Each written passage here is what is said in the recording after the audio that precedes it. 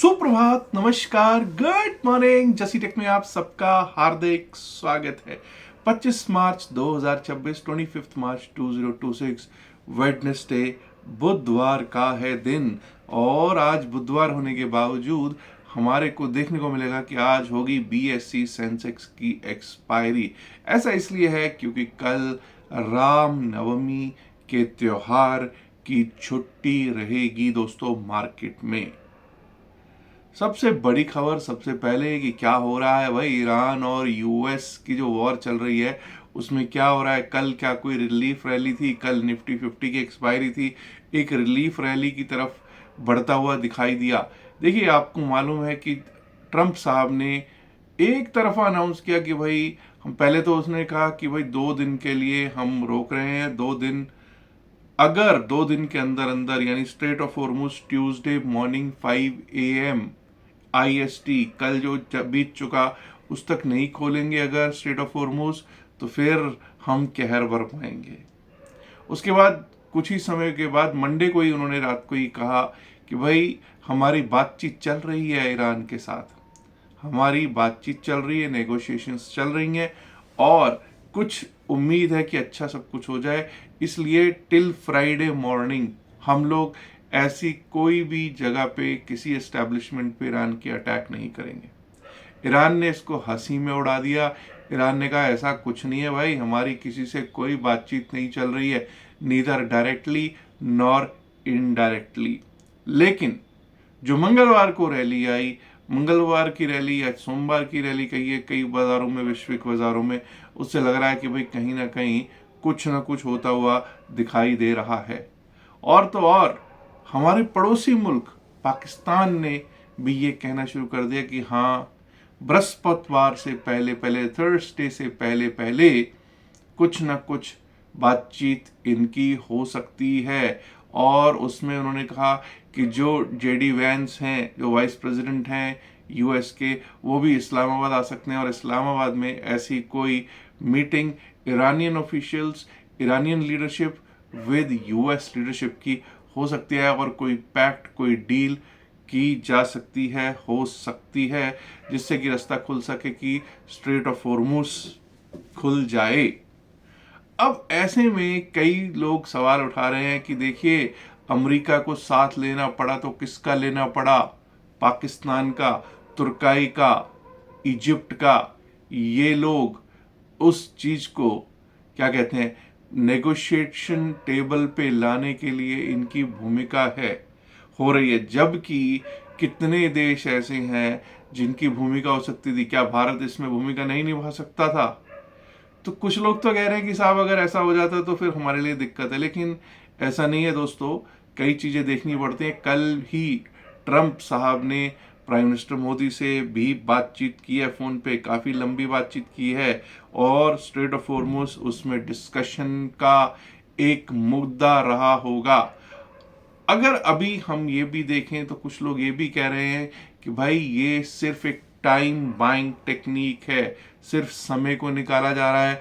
शुक्रवार से पहले पहले स्ट्रेट ऑफ हॉर्मुज में जो यूएस मरीन्स है, यूएस की जो फौज है, यूएस की जो नेवी है, वो वहां पहुंच जाएगी और उसके बाद और ज्यादा धूम धड़ाका हो सकता है। लेकिन हमको ये नहीं भूलना चाहिए कि वो ईरान है। ईरान ऐसे ही नहीं, क्योंकि कोई भी, इवन यूएस में भी इस बार, इस साल मिड टर्म इलेक्शन ईयर है। और दूसरी चीज, यूएस में जो लोग हैं, यूएस पब्लिक भी नहीं चाहती, कोई यूएस में नहीं चाहता कि ईरान में जाके लड़ा जाए। This is a very unpopular war in US. बड़े अनपॉपुलर है और कोई नहीं चाहता कि उनके लड़के यहां जाके लड़ें। ईरान भी कह रहा है कि कोई बात नहीं, आ जाओ, bring your feet on soldier, bring your soldiers on our land. एक बार लाओ सही, फीट ऑन लैंड रखो सही जरा, हम बताते हैं तुम्हारे को क्या करते हैं।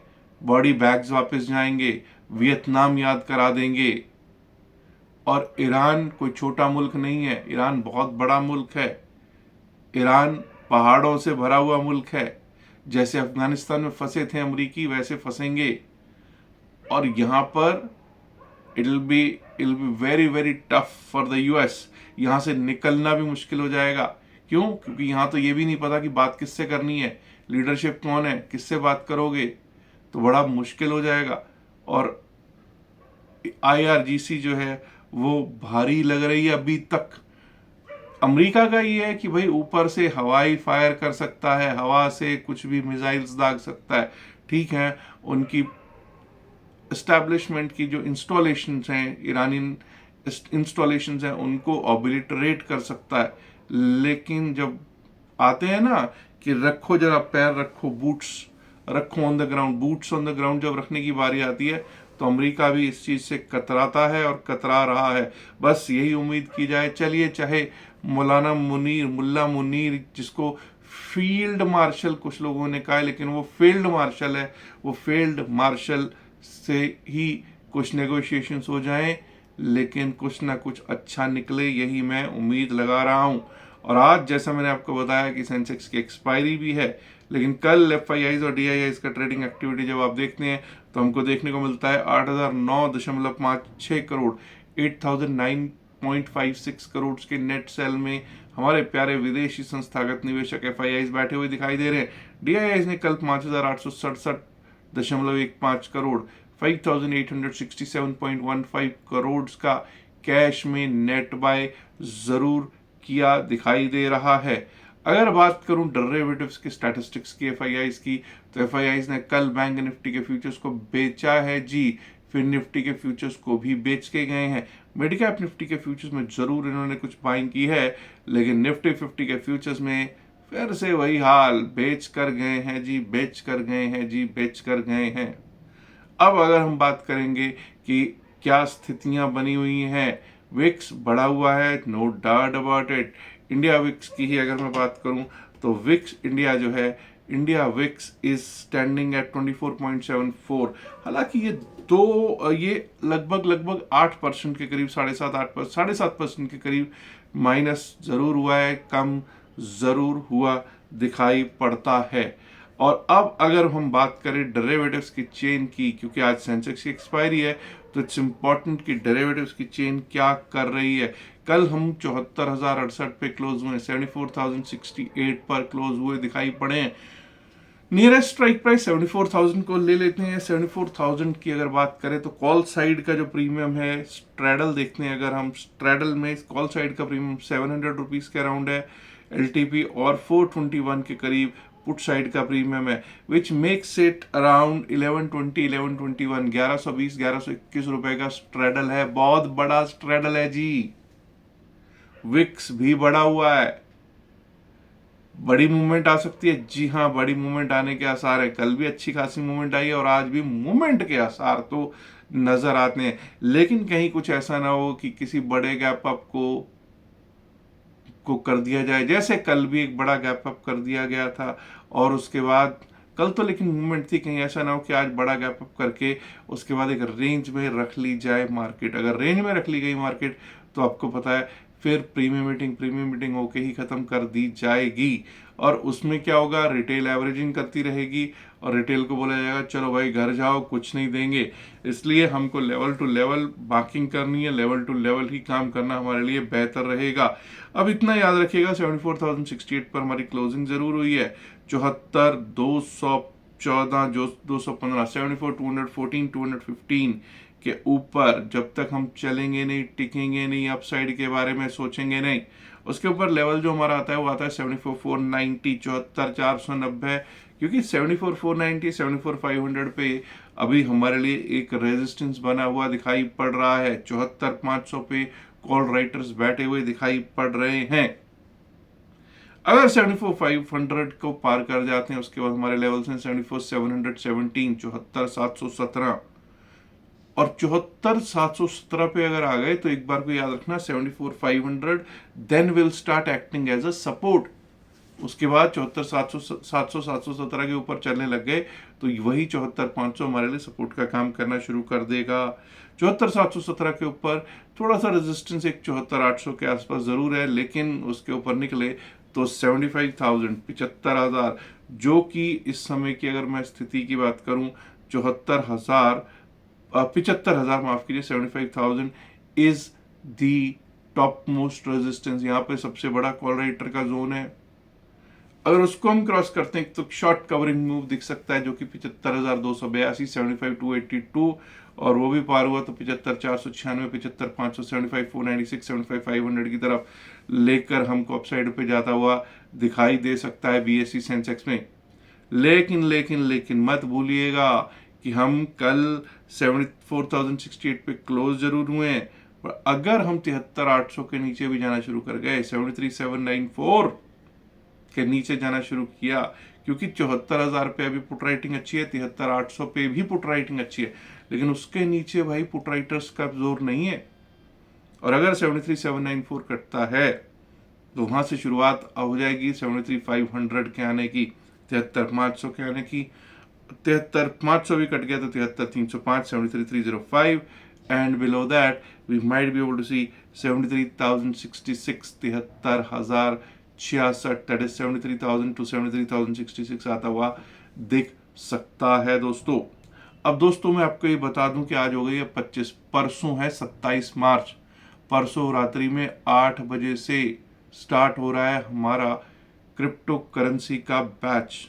क्या आपने उसमें रजिस्टर कर लिया है? कुछ लोग कहेंगे साहब वो तो पेड होगा। जी नहीं, वो पेड नहीं है, वो पेड नहीं है, बिल्कुल फ्री है। बस एक ही कंडीशन है कि आपका हमारे लिंक से डेल्टा एक्सचेंज में अकाउंट होना जरूरी है। डेल्टा एक्सचेंज का लिंक आपको description of the video, pin message of the video में दिया गया है।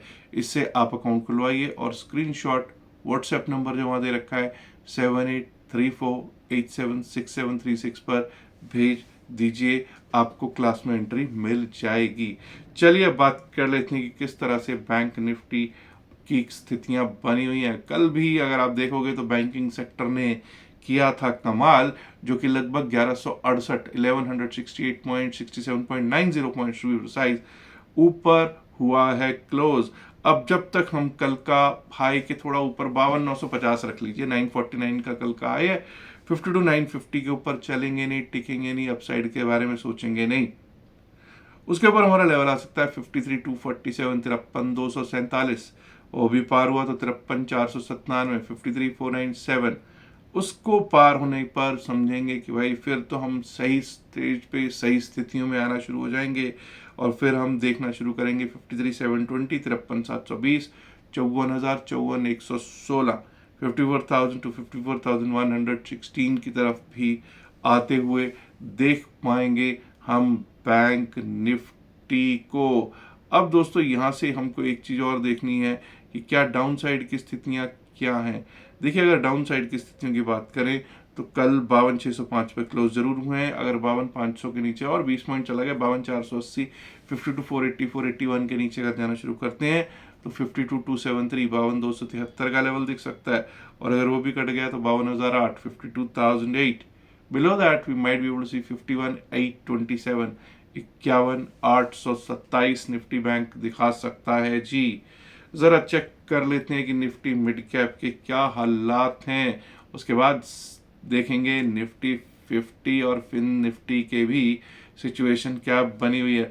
12,532 की कल का क्लोज, 12,581। जब तक 12,581 के ऊपर चलेंगे नहीं, टिकेंगे नहीं, अपसाइड के बारे में नहीं सोचेंगे। ये 12,581 क्या है साहब? यस्टरडेज हाई 12,581 इस कल का हाई। 12,581 के ऊपर चलेंगे, टिकेंगे, तभी 12,633 का रास्ता खुलेगा। 12,633 above that we might be able to see 12,678, 12,678 उसके ऊपर दिख सकता है। और अगर वो भी पार हुआ तो 12,718, 17,718, 12,717 to 12,718 दिखाई पड़ सकता है। On the down side if we breach 12,480, 12,480 Nifty mid cap में टूटा, दिक्कत शुरू 12,437, 12,437, 12,402, 12,402, और अगर वो भी टूट गया तो 12,335, 12,335। अब बात कर लेते हैं फिन निफ्टी, उसके बाद बात होगी निफ्टी 50 की भी। फिन निफ्टी कल 24,482 पर क्लोज हुआ है। 24,548 जब तक 24,548 के ऊपर चलना स्टार्ट न करें, टिकना स्टार्ट न करें, अपसाइड के बारे में नहीं सोचेंगे। 24,548 के ऊपर 24,614, 24,614 का लेवल दिख सकता है। और अगर वो भी पार हुआ तो 24,677, 24,677 and above that we might be able to see 24,744, 24,744। अगर डाउन साइड पे 24,400 कट जाता है तो 24,342, 24,400, 24,342, below that we might be able to see 24,270, 24,270, और अगर वो भी कट गया तो 24,209, 24,209, 210 का लेवल दिख सकता है निफ्टी फिन सर्विस पे। आइए बात कर लेते हैं निफ्टी 50 पर। Nifty 50 benchmark stock market index 23,000 के ऊपर जब तक हम चलेंगे नहीं, 23,013 के ऊपर, 23,013 के ऊपर जब तक चलेंगे नहीं, टिकेंगे नहीं, अपसाइड के बारे में नहीं सोचेंगे। अगर 23,000 के ऊपर हम खुलते हैं, टिकने लग जाते हैं, तो 23,000 will should act as a good support. 23,057 उसके बाद एक लेवल दिख सकता है, 23,057 का लेवल आ सकता है, और अगर वो भी पार हुआ तो 23,105, 23,105। above that we might be able to see 23,154, 23,154। उसके ऊपर निकले तो 23,197, 23,197, 23,257, 23,257, और वो पार हुआ तो सबसे बड़ा रेजिस्टेंस जो अभी हमको दिखाई दे सकता है वो है 23,300। उसको भी टेस्ट करने के लिए हम जा सकते हैं। अब दोस्तों जरा हम लोगों को एक बार को ये देखना है कि सिचुएशन डाउन साइड की अगर आ जाए तो कहाँ 22,873, 22,912 पे कल क्लोज है। 22,873 कुछ भी नहीं है, मतलब ये समझ लीजिए 30-35 पॉइंट नीचे, 40 पॉइंट नीचे चले गए तो हम डाउन साइड का रुख स्टार्ट हो जाएगा। 22,873 के नीचे 22,837, 22,837, below that we might be able to see 22,800, 22,800, 22,761, 22,761, और अगर वो भी कट गया तो 22,700, 707, 22,700, 707 का लेवल दिखाई पड़ सकता है। क्रूड ऑयल लगभग 88, 89 के आसपास घूमता हुआ दिखाई जरूर दे रहा है, और देखते हैं कि क्या होता है। क्या कोई समझौता करा पाते हैं पाकिस्तान, इजिप्ट और तुर्की, या फिर ऐसे ही कहानी चलती रहती है और ये सिर्फ एक टाइम बाइंग टेक्निक होती है। हालांकि याद रखिएगा, ईरान ने एक बार नहीं दो बार धोखा खाया है। पिछली दोनों बार जब यूएस ने हमला किया तब वो कह रहा था कि नहीं हमारी बातचीत चल रही है। तब बीच में एक आपको पता है कि एक मध्यस्थ था कतर ने भी कहा कि बातचीत चल रही थी, बहुत अच्छे उस पर हो गई थी, लेकिन ईरान के ऊपर अमेरिका ने जो हमला किया ये सही नहीं है। तो क्या वैसी ही स्थितियां होंगी? क्या फिर से अमेरिका धोखा देने के फिराक में है, या फिर कोई वाकया में ही कोई अच्छी खबर आने वाली है, स्ट्रेट ऑफ हॉर्मुज भी खुल जाए, ईरान यूएस वॉर भी शांत हो जाए, और एक बेहतर तरीके से जो ईरान है वो भी आगे बढ़ सके without the world of sanctions के बिना। यही मैं तो उम्मीद लगा रहा हूँ, और भाई मैं तो हर रोज यही दुआ करता हूँ कि मेरा पोर्टफोलियो, आपका पोर्टफोलियो, हम सब का पोर्टफोलियो भी जल्द से जल्द ग्रीन में आ जाए। मैं ऑलरेडी आपको बता चुका हूँ कि अगर आप डेल्टा एक्सचेंज में अकाउंट खुलवाते हैं तो 27 मार्च से जो नया बैच स्टार्ट हो रहा है डेल्टा एक्सचेंज में, हमारे लिंक से अगर अकाउंट खुलवाते हैं तो 27 मार्च से जो बैच स्टार्ट हो रहा है उसमें आपको एंट्री मिल जाएगी। इसके साथ साथ बहुत लोग ऐसे हैं जिनको पता भी नहीं है शायद कि हमारा टेलीग्राम चैनल है, वो नकली टेलीग्राम चैनल से जुड़े हुए हैं। प्लीज़ नकली टेलीग्राम चैनल से मत जुड़िएगा। हमारा टेलीग्राम चैनल का लिंक नीचे आपको description of the video pin message of the video मिलेगा, इसी से आप जुड़ सकते हैं। बाकी आप पब्लिक में सर्च करने जाओगे, टेलीग्राम पे सर्च करोगे तो हमारा लिंक, वहाँ पे हमारा चैनल नहीं मिलेगा, बिकॉज हमारा चैनल प्राइवेट चैनल है। याद रखिएगा, जो भी बातचीत इस वीडियो में की गई है सिर्फ और सिर्फ एकेडमिक पर्पज से की गई है। इसका बायसल की सलाह से कोई लेना देना नहीं है। बायसल की सलाह के लिए आप अपने फ्रेंड्स एडवाइस से बात कर सकते हैं। उम्मीद करता हूँ वीडियो को ऑलरेडी आप लाइक कर चुके होंगे, नहीं किया तो लाइक कीजिएगा, शेयर कीजिएगा इस वीडियो को अपने दोस्तों के साथ। जैसे असंख्य माय डियर फ्रेंड्स, अगर आपने अभी तक जसदेख चैनल को सब्सक्राइब नहीं किया है, देर किस बात की, सब्सक्राइब करना तो बनता है ना दोस्तों। शुक्रिया, नमस्कार, धन्यवाद, गुड लक, बाय बाय।